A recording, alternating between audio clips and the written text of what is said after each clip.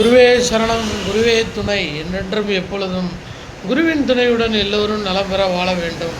உங்களுக்கு நீங்கள் கடவுள்கிட்ட வேண்டது என்னென்னா, எனக்கு எல்லா வளம் செல்வங்களை கொடுத்து என் குடும்பங்களை காப்பாற்ற வேண்டும், அதற்கான பாதையை காட்டுங்கள் என்று இறைவனிடம் நாம் முறையிடுகிறோம்.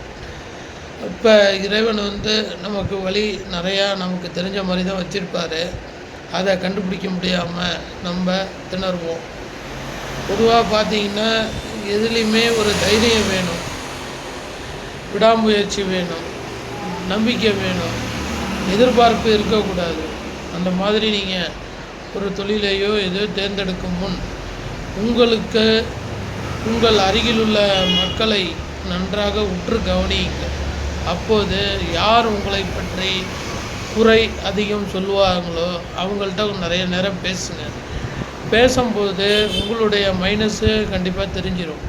அதை நிவர்த்தி பண்ணி நீங்கள் நல்ல ஒரு பிஸ்னஸில் உள்ள நுழையிறதுக்கு நீங்கள் உங்களை தகுதியானவராக மாற்றி வாழ்க்கையில் முன்னேறலாம். குருவே சரணம், குருவே துணை, என்றென்றும் குருவின் துணையுடன் எல்லோரும் நலம் பெற வாழ வேண்டும்.